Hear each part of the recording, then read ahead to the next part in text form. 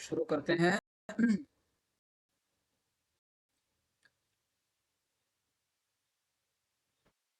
عائشہ پڑھیے۔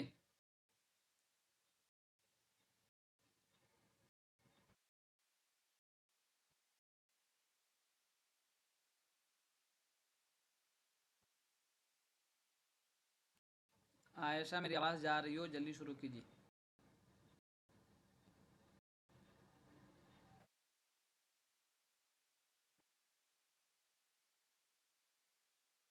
سر اسکرین کو اوپر کیجیے۔ پڑھیے، آپ ہی پڑھیے، عائشہ نہیں سن رہی ہے، صوت پڑھیے۔ جی السلام علیکم۔ پڑھیے پھر لیٹ کیوں اسکرین ہیں؟ کو اوپر کیجیے۔ جی اسکرین وہ اوپر کیجیے نا پیج۔ اسکرین تو یہ پڑھیے نا، یہ موضوع تو پڑھیے۔ جی فردوس بری اور گودان، عبدالحلیم سرر، فردوس بری کا موضوعاتی تجزیہ۔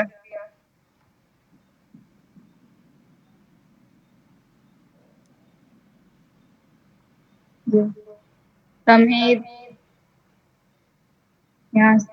عبدالحلیم شرر۔ تعارف: عبدالحلیم شرر ہمہ جہت شخصیت کے مالک تھے۔ انہیں بیک وقت ناول نگار، شاعر، مورخ، سوانح نگار، مترجم، مضمون نگار، صحافی، ڈرامہ نگار، رپورتاژ نویس، تاریخی ناول نگاری کے موجد اور سفرنامہ نگار کی حیثیت حاصل ہے۔ شرر کو سب سے زیادہ مقبولیت تاریخی ناول نگاری اور تہذیبی اور تاریخی تخلیقات کے سبب حاصل ہوئی۔ انہیں تاریخی ناول نگاری کا امام بھی کہا جاتا ہے۔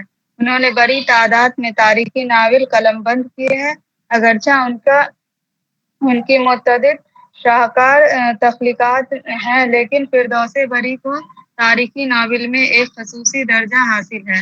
انہوں نے فردوس بری میں زبان و بیان اور فن و تکنیک کا جو مظاہرہ کیا ہے، وہ ان کی انشا پردازی اور فنکاری کا ایک اعلیٰ نمونہ پیش کرتا ہے۔ عبدالحلیم شرر ایک ایسے تخلیق کار، فنکار اور انشا پرداز کا نام ہے جسے اردو ادب میں ایک خصوصی مقام حاصل ہے۔ رک جائیے۔ سوانحی جی میں دو تین بات اہم ہے، آپ نے پڑھا ہوگا تو آپ کو سمجھ میں آ گیا ہوگا۔ ایک، اگر سوال آ جائے کہ عبدالحلیم شرر صرف اور صرف ناول نگار تھے، یہ بات بالکل غلط۔ دوسری بات، عبدالحلیم شرر کو ناول میں کس حیثیت سے مقامی امتیاز حاصل ہے؟ بتائیے، آپ لوگ کمنٹ کیجیے۔ تاریخی ناول نگار۔ جی، ناول میں تاریخ کو انہوں نے بہت اچھے طریقے سے بیان کیا ہے۔ دو بات۔ تیسری بات، فردوس بری کو دیگر ناولوں سے کیسے ممتاز کیا جا سکتا ہے؟ تو فردوس بری بنیادی طور پر تاریخی ناولوں میں ہے۔ ٹھیک ہے، یہ تین بات آپ کو ذہن میں رکھ لینا۔ آگے چلیے، اب پڑھیے عائشہ۔ جی سوانحی قواعد: عبدالحلیم شرر کی ولادت بروز 5 ستمبر 10 جنوری 1860 عیسوی کو لکھنؤ کے چھوائی ٹولہ میں ہوئی تھی۔ ان کے والد کا نام تفضل حسین، دادا کا نام محمد اور پردادا کا نام نظام الدین تھا۔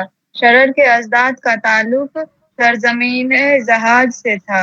شرر کے اجداد میں ایک نام مولوی معاذ الدین کا تھا جو کیا پڑھا آپ نے؟ محمد تغلق کے زمانے اطمینان سے پڑھیے، اطمینان سے۔ سرزمین جی ایک سیکنڈ، سرزمین حجاز سے تھا۔ حجاز، چلیے ٹھیک ہے۔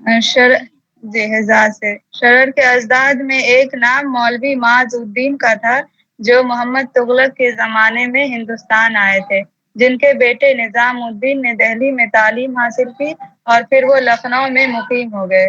شرر کے والد تفضل حسین اسکرین چلی گئی۔ اسکرین ہے۔ جی وہ نیٹ ورک پرابلم۔ جی آگے۔ شرر کے والد تفضل حسین دربار اودھ سے وابستہ تھے۔ انگریزوں نے 30 جنوری 1856 عیسوی کو جب اودھ پر قبضہ کر لیا تو تفضل حسین بھی کسی مپرسی میں مبتلا ہو گئے۔ اودھ میں ان کے لیے قسم کوئی کرسی، معاش کا ذریعہ عائشہ جی صحیح پڑھنا بے حد جی ضروری ہے۔ कसम पुरसी है असल जी में। जी जी कसम कुर्सी में मुब्तला हो गए। अवध में उनके लिए कोई माश का जरिया नहीं रहा, लिहाजा वो नवाब वाजिद अली शाह के साथ मटिया बुर्ज कलकत्ता चले गए। उस वक्त अंग्रेजों ने नवाब के लिए वजीफा मुकर्रर कर रखा था। नवाब वाजिद अली शाह ने मटिया बुर्ज में एक छोटा लखनऊ आबाद कर लिया था। शरर जब 9 वर्ष के थे, उनके वालिद ने तालीम और तरबियत के गर्ज से उन्हें कलकत्ता बुला लिया। बकौल शरर मैं कलकत्ता मटिया बुर्ज पहुंचा तो गोया एक आलम से निकलकर दूसरे आलिम में चला गया और मेरे जिंदगी का दूसरा दौर शुरू हुआ। शरर का घराना मुत्तकी और परहेजगार अहले इल्म और फजल का घराना था, जिनका पेशा और जरियाए मास दर्स व तदरीस था।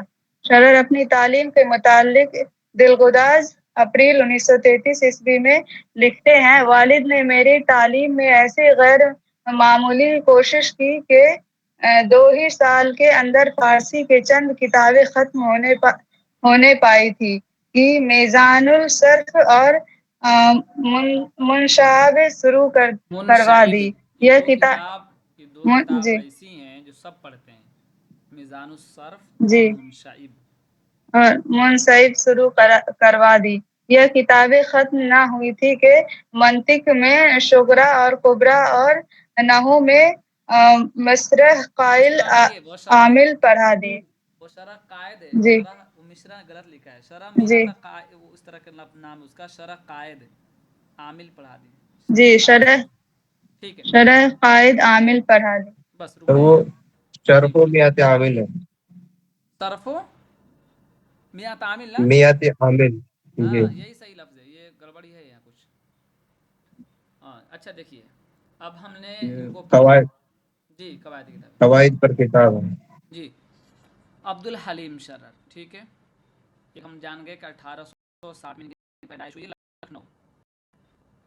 दूसरी बात, वालिद का नाम तफज्जुल हुसैन, दादा का नाम मोहम्मद और परदादा का नाम निज़ामुद्दीन। कभी कभी पूछ लेता है कि फुला का दादा का नाम क्या है या फुला का फुले से क्या ताल्लुक। मतलब मिसाल के तौर पर अगर ये पूछ ले कि निज़ामुद्दीन का अब्दुल हलीम शरर से क्या ताल्लुक है, तो अब्दुल हलीम शरर का निज़ामुद्दीन से दादा और पोता और परदादे का ताल्लुक है। एक बात।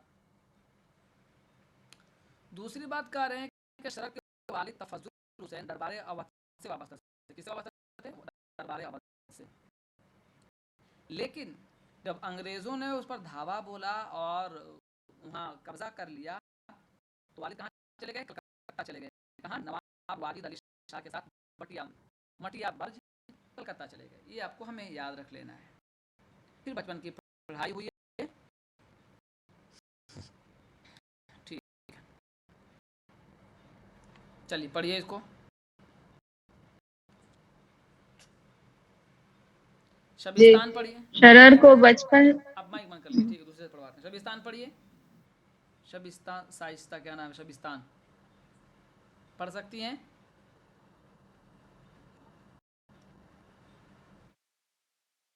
नहीं, कौन पढ़ेगा? नाम नहीं दिख रहा है। सर हम पढ़ेंगे। हाँ पढ़िए, सर हम एक एक हेलो करके पढ़ लीजिए। हाँ पढ़िए। जी सर। शरर को बचपन ही से तालीम हासिल करने में खुसूसी दिलचस्पी थी। घर का माहौल भी दीनी व मजहबी था। इनकी जिंदगी पर घर और आसपास के माहौल का गहरा असर था। वो तफरीह व तफन्नुन में भी खुसूसी दिलचस्पी रखते थे। तफन्नुन, इन्होंने तफन्नुन सर स्क्रीन है। तसन्नुन में भी खुसूसी दिलचस्पी रखते थे। इन्होंने अपने तफरीही मसरूफियात के मुतालिक दिलगुदाज जून 1933 में लिखा है कि इस ज़माने में मेरी ज़िंदगी का दूसरा रुख यह था कि मुंशी उल सुल्तान के बेटे सरदार मिर्ज़ा को, जो वालिद के शागिर्द थे, बटीरबाजी का बेहद शौक। क्या सर? बटेरबाजी आजकल बटीर है चलता सर? तो है। बटेर। आजकल शादी में अच्छा, स्टार्टर में हो बटीरबाजी रहा के। है बटेरबाजी, सुना कीजिए जब बोलूँ तो। आजकल शादी में बटेर फूल खिला रहे हैं ना स्टार्टर में, बटेरबाजी, वही है बटेरबाजी। अच्छा अच्छा। बटेर बाजी का बेहद शौक था। हर जुमा को दरोगा अब्बास अली खान के मकान पर बेटर बाजियों का बेटर लड़ाते थे। बेटर मैं नहीं जब बताया था सबक ना, पढ़कर नुजहा तभी बताया था, क्या बताया था, बेटर बताया था। बेटर क्या बटर बटेर बटेर बटेर बाजी। बटेर बटेर लड़ाते थे। मैं जब सबक पढ़कर आता तो उस सोबत में शरीक हो जाता जो बटेर पालता। शरर के लिए मोटिया बुर्ज का माहौल इंतहाई दिलचस्पी था। वो ऐसी महफिलों का भी हिस्सा होते जहां अफीनियों का मजमा रहता और दास्तान गोई का बाकायदा एहतमाम होता था। दरअसल शरर की तरबियत एक ऐसी माहौल में हो रही थी जहां लखनऊ के तहजीबी रंग व आहंग का दौरा था। शरर का रब्त व ज़ब्त शहजादों से भी था। शरर ने इनकी जिंदगी से भी खासा असर कबूल किया। वो दिलगुदाज जून 1933 में खुद इकरार करते हुए लिखते हैं कि शहजादों की सोहबत और शब वज़न उनकी महफिलें ऐश में सबो रहने से मुझे रोज अपनी जबान सबो सबो सबो रोज रोज उनकी महफिलें ऐश में रहने से मुझे अपनी जबान की असलाह में बड़ी मदद मिली। इतना ही न था कि मैं सिर्फ से ही मिलकर आ जाता, बल्कि महफिल के ख्वाहिशे और महलिद अरबाब और बार बार आके मिलते। उनकी और अंदाज गुफ्तगू और महलदार, अल्फाज ध्यान से पढ़िए और आवाज। महलदार हम्म, बार बार आके मिलते। उनसे अंदाज गुफ्तगू और अल्फाज दोनों को सुनता और लुत्फ उठाता। शरर के दिल व दिमाग और आदाब ज़िंदगी पर मस्कुरा तालीम व तरबियत का खुसूसी असर हुआ। शरर की ज़िंदगी को गूं नागूं कैफियत और बकौलमूनी से आरास्ता थी। बू वो कलमूनी हुसूल से, इल्म बू कलमूनी से। वो कलमूनी से आरास्ता थी। वो हुसूल इल्म और ज़रियाए माश की तलाश में मुसलसल सरगर्म रहे। शरर 1800 क्या है सर 77 हम्म, 1877 में लखनऊ 1877 में लखनऊ से 1877 में कलकत्ता से लखनऊ चले आए और यहाँ कुछ अरसे तक मुताला कुतुब में मसरूफ रहे। बाद अज़ां दिल्ली का रुख किया और वहाँ मौलवी नज़ीर हुसैन के मदरसे में दाखिला हुई। वो दिल्ली में 2.5 बरस तक मुकीम रहे। 1883 में वो अवध अखबार से वाबस्ता हो गए, लेकिन 1 वर्ष में ही अखबार से रिश्ता मुनक़ता कर लिया। शरर ने ज़रियाए माश की तलाश में 1891 में हैदराबाद का सफ़र किया और नवाब वक़ार अलमर बड़ा बहादुर क्या है सर नवाब वक़ार मर वक़ारुल उमरा बहादुर के यहाँ मुलाजिमत इख्तियार वक़ार कर ली। उमर बहादुर के यहाँ इस मुलाजमत तरह इख्तियार कर वक्फे ली। के माली दुश्वारियों से नजात मिली। शरर ने नवाब के फर्जंद वलीउद्दीन खान के साथ लंदन का भी सफ़र किया, जहां 3 बरस तक क़याम रहा। शरर का हैदराबाद आने जाने का सिलसिला कायम रहा। वह 1899 में लखनऊ आ गए और जनवरी 1908 में दोबारा हैदराबाद गए, जहां उन्होंने असिस्टेंट डायरेक्टर तालीमात की हैसियत से मुलाजिमत की। शरर का ज़हन हमेशा लखनऊ की फ़िज़ा का मुतलाशी रहा, लिहाजा वह 1909 में लखनऊ वापस आ गए। उन्होंने दिलगुदाज की इशाअत के सिलसिले को मज़ीद मुस्तहकम किया। शरर का इंतकाल 24 दिसंबर 1926 को हुआ। क्या पूछ रही हैं, पूछिए जल्दी से। लंदन बेटा होता है क्या? फर्जंद मतलब बेटा। इतनी बात समझ में आ गई?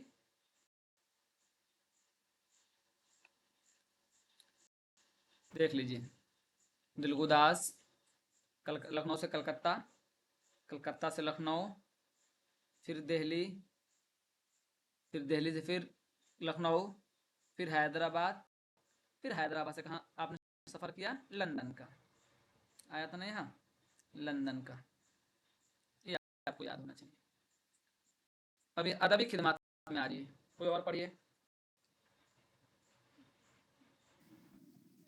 ادبی خدمات عبد الحلیم شرر عبد الحلیم شرر کثیر الجہاد شخصیت کے مالک تھے. موصوف کا مشاہدہ، تجربہ اور مطالعہ بہت گہرا تھا. انہوں نے حصول تعلیم اور ذریعہ معاش کے لیے مختلف مقامات کا سفر کیا. ان کی شخصیت سازی میں مذکورہ عوامل کا بہت دخل تھا. انہوں نے متعدد و شعبہ جات متعدد میں اپنے زینت اردو صحیح نہیں ہو رہی ہے، متعدد غلط بات ہے. اتنا دن سے پڑھ رہی ہیں، تھوڑا پریکٹس کریے. متعدد شعبہ جات میں اپنے فن کا مظاہرہ کیا. شعبہ شین ہے، پڑھیے. شعبہ جات میں اپنے فن کا مظاہرہ کیا. شرر کا کمال یہ ہے کہ انہوں نے جس فن میں بھی طبع آزمائی کی اس میں اپنا ایک منفرد مقام بنایا. تاریخ میں ان کی گہری دلچسپی تھی. انہوں نے متعدد تاریخی کتابیں تصنیف کی. وہ تاریخی ناول نگاری کے نہ صرف موجد تھے بلکہ اس میدان میں ان میں اپنے نام کا پرچم بھی لہرایا. دراصل شرر کی حیثیت تہذیب کے مورخ کی ہے. انہوں نے لکھنوی تہذیب کو جس طرح اپنی تخلیقات میں پیش کیا ہے یہ انہی کا حصہ ہے. تاریخ، تہذیب، ناول، ڈرامہ، رپورتاژ اور سوانح وغیرہ پر مبنی ان کی تصانیف کا ذیل میں مختصراً تعارف پیش کیا گیا ہے.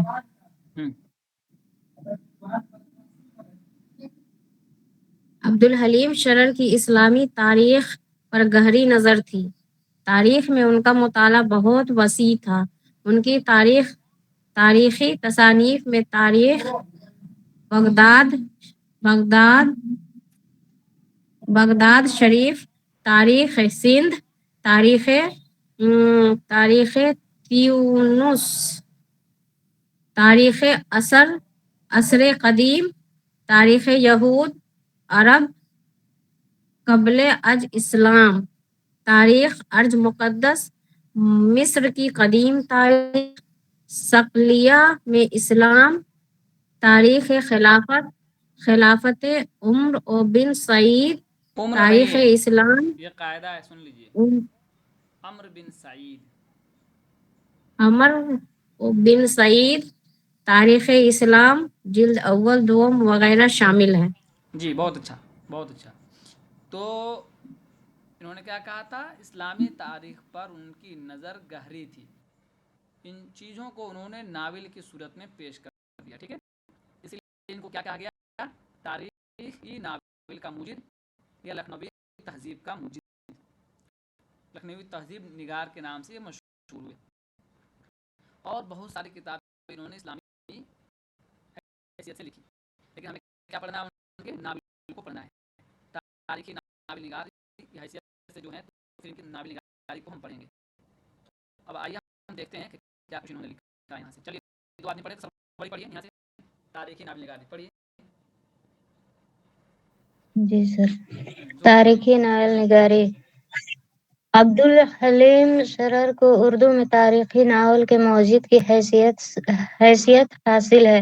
انہوں نے متعدد اصناف میں طبع آزمائی کی لیکن انہیں سب سے زیادہ مقبولیت تاریخی ناول نگاری میں ملی. شرر کی ادبی شناخت تاریخی ناول نگاری سے ہے. شرر کا زمانہ اصلاح معاصرت کا زمانہ تھا. شرر نے بھی اپنی تخلیقات سے اصلاح کا کام کیا. اس کے تحت انہوں نے تاریخی نویسی، سماج نگاری اور تاریخی ناول نگاری کی. انہوں نے بڑی تعداد میں تاریخی ناول لکھے. ان کا خیال تھا کہ ناول کے ذریعے کسی تہذیب یا تاریخ کو دلچسپ اور مؤثر پیرائے میں بیان کیا جا سکتا ہے. اور سنیے، شروع کر رہی ہیں تو آواز بلند ہے، جی بعد میں سر. آواز دب جا رہی ہے. آواز کیوں دب جا رہی ہے؟ برابر پڑھیے. ان کا خیال تھا کہ ناول کے کسی ذریعے کسی تہذیب یا تاریخ ان کا خیال تھا کہ جب میں پڑھوں تو سنا کیجئے، جی سر، جب میں پڑھوں تو ان کا خیال تھا کہ سننا ہے ناول کہ کے نہیں سننا ذریعے یہ کسی ہاں تہذیب یا تاریخ کو دلچسپ سر آواز جا رہی ہے پڑھیے آ رہی ہے ان کا خیال تھا کہ ناول کے ذریعے کسی تہذیب یا تاریخ کو دلچسپ اور مؤثر پیرائے میں بیان کیا جا سکتا ہے اور تابناک تاریخ و نامور شخصیات کے ذریعے اصلاح بھی کی جا سکتی ہے۔ چنانچہ وہ لکھتے ہیں ناول سے زیادہ کوئی مؤثر پیرائے بیان کسی مسئلہ یا کسی تہذیب کے ذہن نشین کرنے اور لوگوں کو اس کا پابند بنا دینے کا ہو سکتا ہی نہیں۔ ناول کا اسلوب وہ شکر ہے جو شکر کڑوی نہیں، دوا کو خوشگوار شکر نہیں، یہ شکر شکر چینی کے معنی میں ہے۔ جی سر، ناول کا اسلوب وہ شکر ہے جو کڑوی دوا کو خوشگوار بنانے کے لیے استعمال کی جا سکتی ہے۔ بس رک جائیے، سرر نے مسلمان جی سر ناول کے بارے میں اگر یہ قول آ جائے کہ کس ادیب نے بات کہی ہے کہ ناول سے زیادہ کوئی مؤثر پیرایہ بیان کسی مسئلہ یا کسی مذہب کے ذہن نشین کرنے کسی تہذیب کے ذہن نشین کرنے اور لوگوں کو ان کا پابند بنا دینے کا ہو سکتا ہی نہیں۔ ناول کا اسلوب وہ شکر ہے جو کڑوی دوا کو خوشگوار بنانے کے لیے استعمال کی جا سکتی ہے۔ عبدالحلیم شرر نے یہ بات کہی ہے اور میں آپ کو پھر سے بتا دوں کہ آپ کے پاس جتنی بھی گائیڈ ہے اس میں یہ چیز نہیں ملے گی اور سوالات اقوال کے ادھر ہی سے آتے ہیں تو اس کو لکھ لیجیے گائیڈ میں، اسی چیپٹر میں لکھ لیجیے گا۔ چلیے آگے پھر میں بتا رہا ہوں آپ کو۔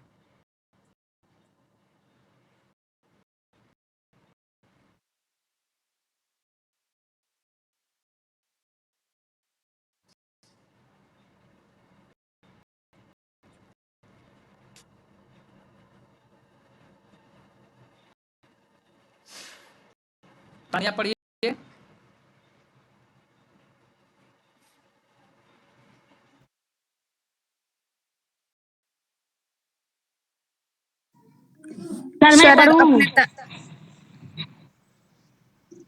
شرر اپنے تاریخی ناولوں کو ادبی مجلہ دلگداز میں قسط وار شائع کرتے ہوئے قارئین کو ان کے ناولوں کا بے صبری سے انتظار رہتا تھا۔ شرر کا پہلا ناول دلچسپ ہے جو 2 حصوں پر مشتمل ہے۔ اس ناول کا پہلا حصہ 1885 اور دوسرا حصہ 1886 میں شائع ہوا۔ اس کے علاوہ وہ سماجی و اصلاحی ناولوں میں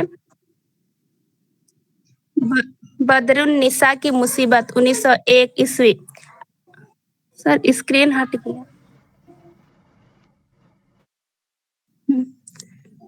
بدر النساء کی مصیبت 1901 عیسوی، آغا صادق کی شادی 1908، غیب دان دلہن 1911 اور طاہرہ 1923 وغیرہ اہم ہیں۔ شرر کا ناول ملک العزیز ورجینا 1888 اردو کا پہلا تاریخی ناول ہے۔ ناول کے پلاٹ کا تانا بانا صلیبی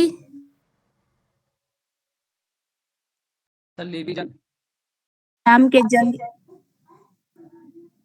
جنگی معرکوں کے ساتھ ساتھ سلطان صلاح الدین کے بڑے بیٹے ملک العزیز اور شاہ چرڈ کی بہن ورجینا کے رومان کو بھی پیش کیا گیا ہے۔ ورجینا اسلام قبول کر لیتی ہے اور آخر میں ملک العزیز اور ورجینا کی شادی ہو جاتی ہے۔ ملک العزیز نہیں، ناول ملک حسن العزیز انجیل پڑھیے اس کو، ملک العزیز نہیں، ملک العزیز۔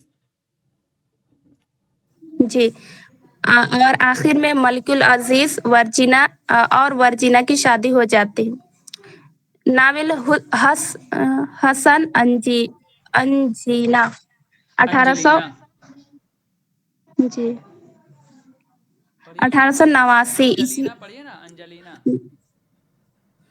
ناول حسن انجلینا 1889 عیسوی کا پلاٹ 15ویں صدی کے جنگی معرکوں پر مبنی ہے۔ اس میں روس بمقابلہ ترکی و ایران کی جنگوں میں روس کی شکست کو پیش کیا گیا ہے۔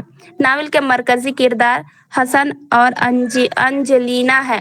حسن ترکی فوج کی قیادت کرتا ہے جس کی فہم و فراست سے ترکی اور ईरान में इत्तेहाद होता है और रूस की फौज को शिकस्त मिलती है। मंसूर मोहना 1890 ईस्वी का प्लाट महमूद गजनवी के हिंदुस्तान पर हमले के पस मंजर में तैयार किया गया है। मंसूर गजनवी की फौज की एक टुकड़ी टुकड़ी का कमांडर है, जबकि मोहिना राजा अजमेरी की इकलौती बेटी है। मोहिना मंसूर से इश्क करती है। मंसूर एक जंग में जयराम के हाथों हलाक हो जाता है। मोहिना अपनी तलवार से जख्मी जयराम को कत्ल करके खुद को हलाक कर लेती है। इस तरह नावल का इख्तिताम अलमिये पर होता है। फ्लोर अफ्लोंडा 1899 ईस्वी में स्पेन के शहर तलीतला में अब्दुर्रहमान सानी के शहर तुलेतला में स्पेन के शहर तुलेतला में अब्दुर्रहमान सानी के दौरे हुकूमत को पेशे नज़र रखा गया है। यह ईसाई मुबल्लिगीन के सियाह किरदार को इंतहाई बेबाकी से नुमाया करता है। नावल अयाम अरब 2 जिल्दों में शाये हुआ है। नावल के पहले हिस्से में मलक गसान के बादशाह हारिस मलक बोलोगे तो फरिश्ता हो जाएगा। मुल्क गसान के बादशाह मुल्क गसान के बादशाह हारिस आरज और मुल्क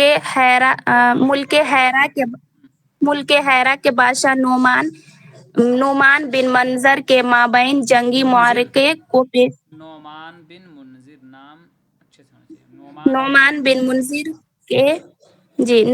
बिन मुंजिर के माबैन जंगी मुआरके को पेश किया गया है, जबकि दूसरे हिस्से में अरब और ईरान के माबैन जंग व जिदल का अहाता किया गया है। मज़कूरा नावलों के अलावा शरर ने मुतअद्दिद नावल लिखे हैं, जिसमें ज़वाल बगदाद, कैस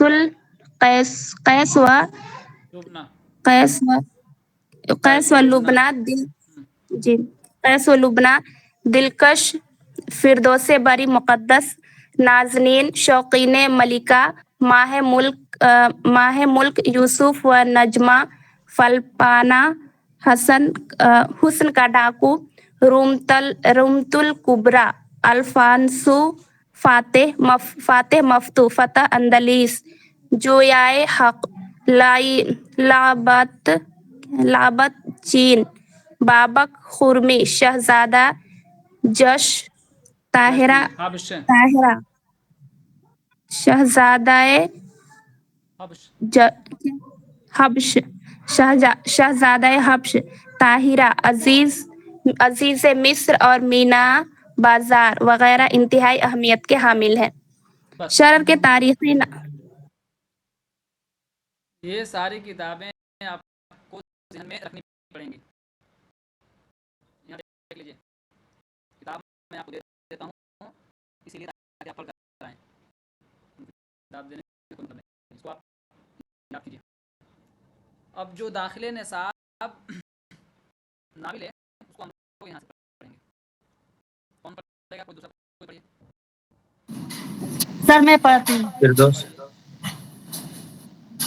फिरदौसी बरी का मौज़ूआती मुताला। फिरदौसी बरी अब्दुल हलीम शरर का एक नुमाइंदा तारीखी नावल है। शरर का ये नावल अपने उसलूब के बाइस एक अहम मकाम रखता है। शरर ने इस नावल में अपनी ज़ुबानदानी, रंगीन बयानी और दिलचस्प अंदाज बयान का खूब मुज़ाहिरा किया है। ये नावल उर्दू अदब के तारीखी नावल निगारी के सरमाए में गिरां कदर हैसियत रखता है। ये नावल तारीखी रोमान, फंटासी और अलियूसन का एक हुसैन मुरक्का है, जिसमें हैरत व इस्तेजाब और फरेब नसर की कैफियत हमा वक्त बरकरार रहती है। शरर के तारीखी नावलों में फिरदौसी बरी को जिस कदर मकबूलियत हासिल हुई, किसी और नावल को यह शोहरत नसीब नहीं हुई। फिरदौसी बरी में फ़िरक़ा बातनिया को तारीखी तनाजुर में मरकज़ी हैसियत से पेश किया गया है। फ़िरक़ा बातनिया को मुतअद्दिद नावल निगारों ने मौजू बनाया है, लेकिन शरर ने उसे इंतहाई ताजगी और दिलचस्प पीराए में बयान किया है। फिरदौसी बरी एक मसनूई जन्नत है, लेकिन शरर ने जिस मौज़ूनियत और दुरुस्त اور درستگی سے پیش کیا ہے، اس پر حقیقت کا گمان گزرتا ہے۔ ناول کا پس منظر داستانوی و تاریخی فضا میں نمایاں ہوتا ہے۔ ناول میں حسن و عشق کا مذکور ہے تو مسلکی تبلیغ و ارشاد بھی ہے، متاسفانہ معاملات کی بازگشت ہے تو عرفان و معرفت کا فلسفہ بھی ہے۔ دراصل یہ ناول حسن و عشق، تاریخی رومان، مذہبی و مسلکی تصادم، فدائین کی قتل و غارت اور انتقام کا دلچسپ مرکب ہے۔ ناول کا بیانیہ کچھ اس قدر جاذب و پرکشش ہے کہ قارئین کے تجسس، تغییر اور استعجاب میں ہر لمحہ اور ہر پل اضافہ ہوتا رہتا ہے۔ فردوسی بری میں جن موضوعات کو پیش کیا گیا ہے ان کی تفصیل حسب ذیل ہے۔ عشق و محبت۔ اچھا پڑھ رہی ہیں بلند آواز سے، لیکن تھوڑا جو ہے نا لفظوں کی اصلاح کر لیجیے، سمجھ رہی ہیں؟ تو اس کا فائدہ آپ کو زیادہ ملے گا۔ پڑھنے کی یہ کم لوگوں میں ہوتی ہے، لیکن لفظوں کی اصلاح ضرور کر لیجیے، سمجھ رہی ہیں؟ عشق و محبت، یہاں بہت سارے اس کے عناوین ہیں یا بہت سارے، آپ کی آواز، میری آواز نہیں آ رہی ہے؟ صحیح نہیں، یہی تو بات کر رہا ہوں۔ پڑھیے کوئی دوسرا، کوئی پڑھیے، چلیے پڑھیے۔ عشق و محبت فردوس بری تاریخی پس منظر سے آراستہ ایک رومانی ناول ہے جس میں حسین اور زمرد کے مابین عشق کو انتہائی مؤثر پیرائے میں پیش کیا گیا ہے۔ دونوں ایران میں واقع شہر آمول کے باشندے ہیں اور ایک دوسرے کو بے حد پسند کرتے ہیں۔ یہ سفر حج پر روانہ ہوتے ہیں، راستے میں پریوں کے غول کا حملہ ہوتا ہے، یہ ایک دوسرے سے جدا ہو جاتے ہیں۔ زمرد بظاہر پریوں کے غول کے ہاتھوں ہلاک ہو جاتی ہے۔ حسین زمرد کی قبر کا مجاور بن جاتا ہے۔ اس موقع پر دونوں کی ہجرت کی کیفیت کو بہت خوش اسلوبی کے ساتھ بیان کیا گیا ہے۔ حسین زمرد کی قبر سے دور جانے کو تیار نہیں اور خود کو زمرد کی یاد میں فنا کر دینا چاہتا ہے۔ دوسری طرف زمرد باطنی جین کی قید میں مضطرب ہے، وہ اپنی عصمت کے تحفظ کے ساتھ حسین کی زندگی بھی بچانا چاہتی ہے۔ دراصل دونوں فرقہ باطنیہ کے فریب کا شکار ہو جاتے ہیں۔ اسی پس منظر میں حسین اور زمرد کے عشق کو منظر عام پر لایا گیا ہے۔ آخر میں باطنیہ فرقے کے لوگ اپنے کیفر کردار کو پہنچتے ہیں اور دونوں کی شادی ہو جاتی ہے۔ رک جائیے، زمرد جب باطنی کچھ بتائیے، 3 سوال بتائیے کم سے کم اس پر اگر آپ سے۔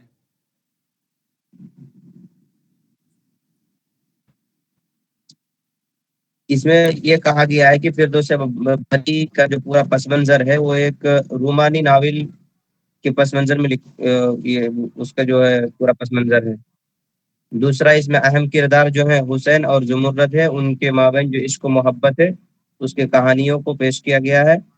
اور تیسرا یہ ہے کہ وہ سفر حج پر جاتے ہوئے راستے میں پریوں کے بظاہر ایسا لگتا ہے کہ پریوں کا غول کا اس پر حملہ ہوا اور جو ہے وہ زمرد جو ہے مر گئی، لیکن اصل میں وہ فرقہ یہ سوال آ باطنی سکتا کے ہے کہ یہ دونوں حسین اور زمرد جو ہے کہاں نکلے تھے؟ سفر حج پر نکلے تھے، یہ سوال جنگل میں نکلے تھے یا بادشاہ کے دربار میں نکلے تھے یا پکنک کے لیے نکلے تھے یا عشق کو عاشقی کے لیے نکلے تھے؟ تو کہاں نکلے تھے؟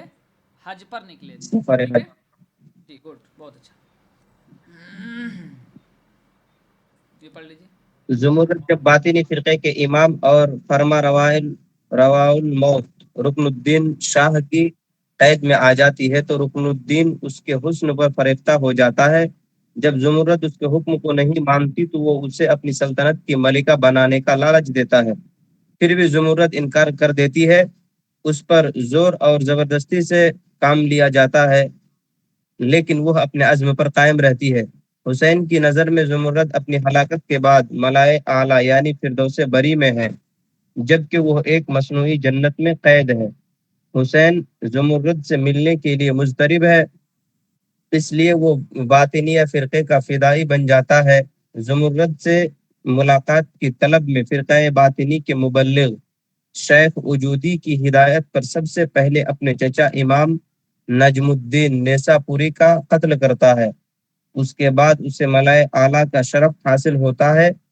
وہ زمرد کے ساتھ ایک ہفتہ رہتا ہے۔ حسین زمرد سے دوبارہ ملاقات کی غرض سے دمشق میں امام نظر بن احمد کا قتل کرتا ہے۔ غرض یہ کہ وہ زمرد کو حاصل کرنے کے لیے وہ قتل جیسے سنگین گناہ کو بھی انجام دیتا ہے۔ مختصر یہ کہ پورے ناول میں رومانیت کی فضا قائم ہے۔ اس میں معاملات عشق، شکوہ شکایت، درد و کرب، ہجر و وصال، والہانہ محبت اور جذبہ ایثار کو انتہائی خوبصورتی کے ساتھ پیش کیا گیا ہے۔ وہ قتل جیسے سنگین گناہ کو بھی انجام دیتا ہے۔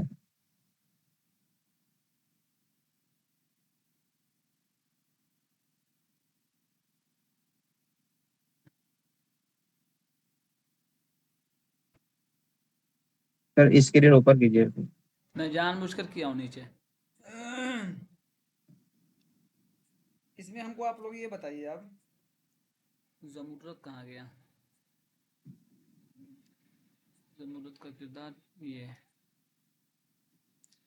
اس میں کتنے ابواب ہیں؟ دیکھیے، ایک میں نے یہاں نشان لگایا پریوں کا گول، دوسرا میں نے یہاں لگایا زمرد، پیارے زمرد تو کہاں گئی، اور تیسرا ہو گیا ملائے اعلیٰ کا سفر۔ چوتھا بتائیے، کمنٹ کیجئے۔ فردوس بری۔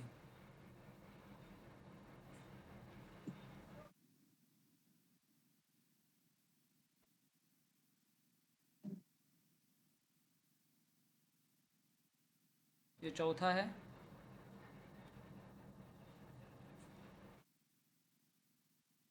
پانچواں بتائیے۔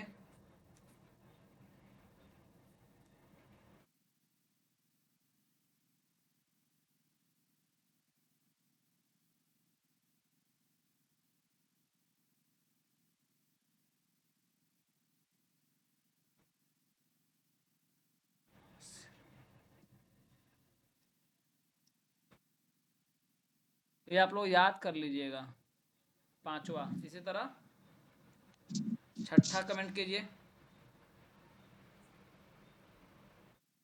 مردود ازلی۔ ساتواں بلغان خاتون کا سفر۔ آٹھواں افشائے راز۔ نواں انتقام۔ ٹھیک ہے، یہ 9 ہے۔